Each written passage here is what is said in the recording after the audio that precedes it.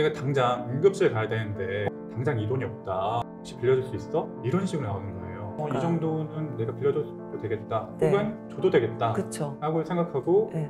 넘겨요. 돈을 줘놓고 네. 마음을 또 빼앗기고 네. 또 며칠 있다가 또 아파요. 이번에는 조금씩 액수가 조금씩 커집니다. 어디 이렇게 수술을 해야 되는데 라고 하면서 수술 비용이 50만 원. 이제 늘어나는 거네요, 금액이. 처음에 그냥 아팠다가 네. 응급실이었다가 수술이라고 하고 점점 늘어나게 됩니다. 아, 그렇구나. 30만 원, 50만 원, 때로 뭐 몇백만 원까지. 그렇죠. 또 있나요? 다음에는 이제 어머니가 아파요. 그럼 점점 금액이 커지겠네요. 네, 혼자 모시던 어머니가 아프고요. 심지어는요, 어머니가 돌아가시기도 해요. 장례식을 해야 된대요. 네, 안녕하세요. 사랑학개론 MC 정애연입니다. 오늘은 덕명법률사무소 현창윤 변호사님과 함께 이야기 나눠보도록 하겠습니다. 변호사님, 오늘 어떤 이야기 들려주실 거예요? 네, 혹시 로맨스 스캠이라는 단어를 들어보셨습니까? 전 안 들어봤어요. 무슨 사실 얘기죠? 이 로맨스 스캠이라는 게 사실 어떤 신조라고 볼 수가 있는데, 네. 어떤 사랑 무드, 이제 연애 무드를 이용해서 이 사람에게, 상대편에게 돈을 뜯어내는 행위를 말해요. 사실 이런 어떤 연애 무드나 사람의 마음을 이용해서 돈을 받아내고 돈을 뜯어내고 하는 거는 최근에 있었던 일은 아니에요. 기존부터도 항상 있었고. 그럼 요즘 뉴스에 막 한참 이슈되는 네. 전창조 사건과 좀 비슷한 건가요? 어떤 면에서 유사하기도 하죠. 그 사건 같은 경우에는 조금 더 재밌는 부분이 있긴 한데, 네. 기본적으로는 어떤 사람의 어떤 연애 감정을 이용해서 이 사람을 이용하고 또는 돈을 뜯어내고 한다면서 유사성이 좀 있을 것 같아요. 네. 좀 궁금해지는데 구체적으로 한번 이야기 시작해 주시죠. 사실 오늘 말씀드릴 부분은요, 로맨스 스캠에서 가장 기본적인 아주 어떤 전통적인 방식이라고 볼 수가 있을 것 같아요. 이런 로맨스 스캠 사기를 하는 분들도 어떤 족보가 있나 봐요. 그래요? 네, 전형적인 사기 수법이라고 볼 수가 있을 텐데요. 마음을 이용해서 접근해서 네. 자기가 원하는 걸 이득을 취한다? 뭐 이런 식으로? 어떤 레퍼토리가 있습니다. 어떤 거죠? 오늘 사건의 주인공분은요. 네. 30대 초반 남성이었는데요. 네. 이분이 경험한 이야기들이 전형적인 레퍼토리에 당한 것 같아요. 말씀해 네. 주시죠. 궁금해집니다. 이분은 고향이 지방이었는데요. 취업 때문에 서울 올라오셨어요. 네. 다행히 대기업에 입사하셔서 연봉을 좀 많이 받게 되었죠. 기존엔 학생이었다가 이제 좀 돈을 좀 갖게 되었으니까. 네. 그러면서 이분이 좀 잘못했던 게 유흥업소에 발을 들이게 됐습니다. 네, 유흥업소에 발을 들이면서 네. 한 여성분, 종업원이죠. 네. 이 종업원을 알게 되었는데요.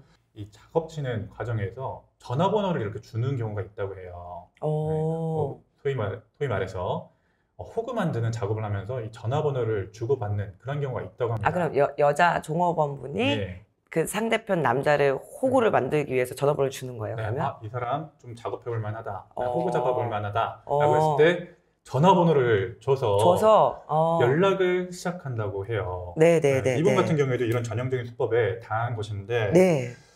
처음에는 이 남성분도 유흥업소 종업원이니까 좀 꺼려하다가 한 번씩 연락을 하는데 사람이 좀 괜찮아 보이는 겁니다. 나쁘지 않았던 거죠.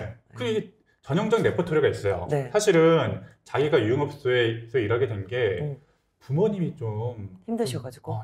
뭐 아버지는 돌아가셨고 어머님만 좀 아픈데 내가 병소발하면서 모시고 있다. 눈물 나잖아요. 슬퍼서 짠하죠. 네네.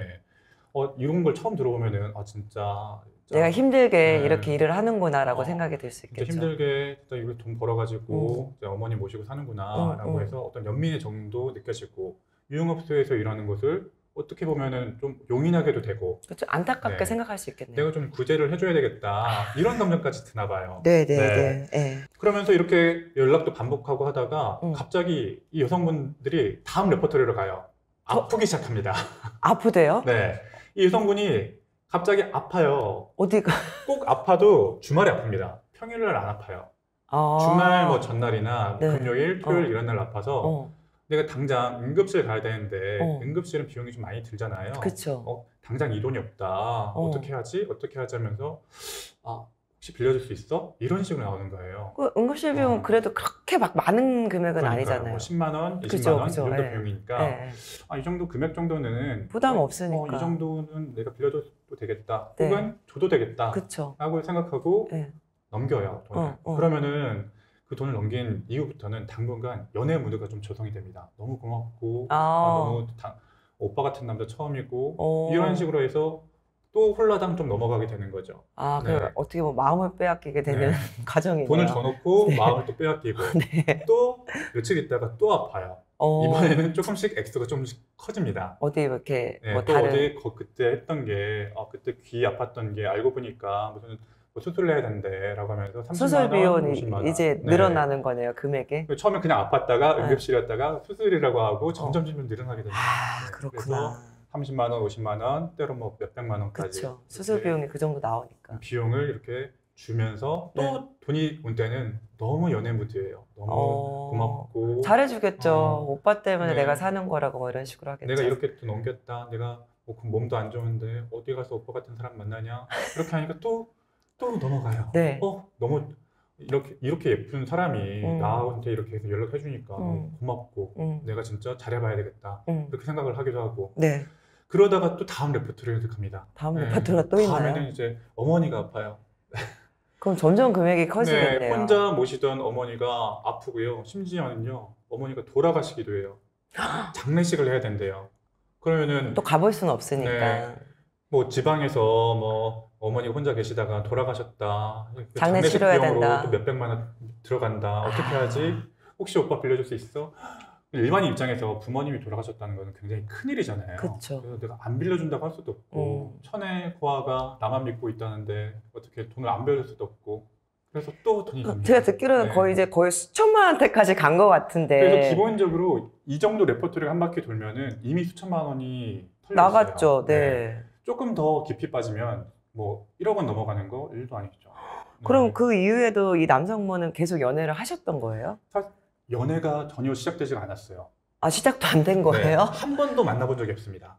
어머. 그때 처음에 딱 한 번만 만나고 그 유흥업소에 방문했을 때 그때 딱 한 번 만나고 그 이후로는 만나본 적도 없어요. 근데 그 연애 무드에 빠져서 계속 그냥 맞습니다. 돈을 보내주시는 거예요? 맞습니다. 그게 바로 로맨스 스캠인 거거든요. 대단한데요? 네. 어떻게 보면은 이런 뻔한 제3자가 보기에는 뻔해 보이는 레퍼토리에 이런 뭐 지방에서 올라와가지고 이제 처음 이제 사회생활을 한 사회초년생의 마음이 송두리째 흔들리고 심지어 경제생활 못할 정도로 대출까지 해서 돈도 빌려주고 아니, 나는 이런 만나신 상황이 줄 알았어요. 얘기를 들 그건 때 아닙니다. 네. 중간에 계속 만나주니까 아, 그래서 약간 연애 무드라고 말씀하셔가지고 연애의 감정을 느끼니까 계속 해줄 수밖에 없겠거니 생각했거든요. 사실 여기서 중요한 게요. 네. 만나주지 않는 게 포인트인 것 같아요. 만나주진 않아요. 잘 만나주지 않고 만나줄 것처럼 하면서 만날 약속을 할 때마다 아파요. 아파서 못 나오고 갑자기 어머니가 돌아가시고 이런 식으로 진행되는 겁니다. 그럼 어떻게 됐어요? 그 사건 이후에 또? 사실 이분 같은 경우에는 2번 찾아오셨거든요. 네. 첫 번째 찾아오셨을 때 이미 한 5천만 원, 6천만 원을 뜯긴 상태였어요. 네. 그래서 찾아오셨을 때 이거 당연히 로맨스 스캠 사기다. 사기. 네, 사기니까 지금부터 법적인 조치를 취하시라라고 조언을 했습니다. 네. 그런데 빠져나오지 못하셨어요. 아. 몇 달 뒤에 다시 한번 찾아오셨어요. 몇 달 뒤에 다시 찾아오셨는데 피해액이 더 늘어나 있었어요. 와, 그러면 결국에는 그때는 네. 조금 적었을 텐데 그때라도 그러면 이렇게 하셨어야 되는데. 그때 누가 머리끄댕이 잡고 진짜 정신 이거 차려! 너무 정신 차리라고 했으면 네. 빠져나왔을 수도 있죠. 네. 아니야, 근데 우리 뭐 분이는 그럴 리가 없어 라고 하면서 계속해서 빠져 있었던 거예요. 제가 이거 사기 맞다라고 말씀드렸는데도. 그러면 결국엔 돈도 돌려받지도 못하고 네. 돈을 돌려받을 수 있는 네. 상황은 있나요, 그러면? 사실 굉장히 좀 어렵습니다. 이 처음에 초기에 당했다면은 네. 좀 냉철한 상태에서 네. 냉정하게 좀 빨리 좀 대응을 하셨다면 오히려 받을 수 있는 상황이 있었을 텐데 그때는 액수가 작으니까 네. 이 정도 금액이 되어버린 상태에서는 이 여자는 이미 잠적하거나 아니면 그 직종에서 다른 이제 찾을 수 없는. 찾을 수 없는 다른 곳으로 이직하거나 그런 상태가 되어버린 그런 경우가 많습니다. 우와. 그래서 신원 파악하기가 굉장히 어려워요. 네, 전화번호도 뭐 차명 전화번호일 가능성도 되게 높고 아. 그런 상태에서 이 여성의 신원을 파악하기가 매우 어렵습니다. 또 이 애초에 이 로맨스 스캠이라는 것 자체가 네. 사기로 고소하는 것 자체가 상당히 어려워요. 경계선이 애매한 것 같긴 해요. 네. 일반적인 사기의 경우에는 어떤 떡밥을 마구 던지고 그 다음에 마음이 동하게 한 다음에 돈을 투자해 네. 막 이러면서 그렇죠. 내가 진짜 돈을 이렇게 많이 벌어. 그리고 진짜 요번에 좋은 종목이 나왔어. 그 다음에 이 종목에 투자할래? 나한테 투자할래? 라고 해서 이런 식으로 레퍼토리가 흘러가거든요. 그쵸. 그런데 이 로맨스 스캠 같은 경우에는 이미 마음이 동해 있기 때문에 야. 예를 들어서 이런 경우입니다. 어머니가 아프셔. 그럼 내가 좀 도와줄까? 그럼 이미 들어가 버린 거잖아요. 그쵸. 예를 들어서 어머니가 아프셔. 병원비 좀 빌려줄래? 라고 하면은 그 병원비 명목으로 쓰지 않은 것을 나중에 밝혀내게 되면 사기죄로 처벌할 가능성도 있어요. 그런데 어머니가 아프셔. 아니면 어머니가 아프셔서 이번에 장례비로 뭐 병원비로 일만큼 필요해. 어떻게 하지? 그거 내가 빌려줄까? 라고 버리면 사기가 안 돼요. 본인이 말해버리는 본인이 거니까. 말한 거죠. 그리고 이런 거를 사기꾼들은 너무 잘 알아요. 완전 프로입니다.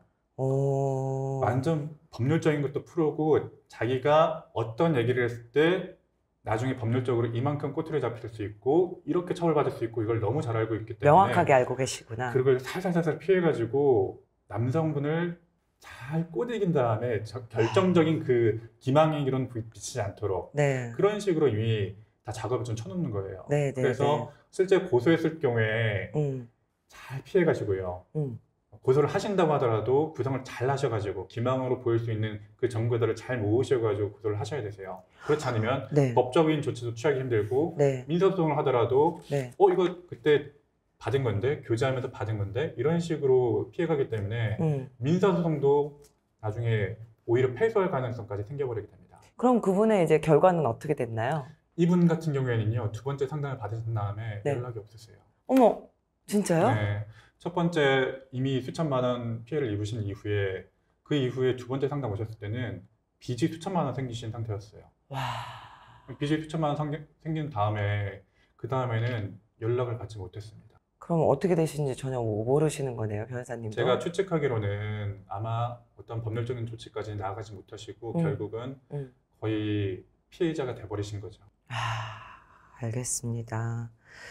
자, 오늘은 현창은 변호사님과 함께 좀 찝찝하게 결말이 낸 로맨스 스캠에 대해서 들어봤는데 여러분들 사랑을 하실 때 조금 신상이 정확하신 분을 만나시는 게 좀 여러분들에게 도움이 될 것 같습니다. 오늘 내용이 유익하셨다면 구독, 좋아요. 알림 설정 부탁드립니다. 감사합니다.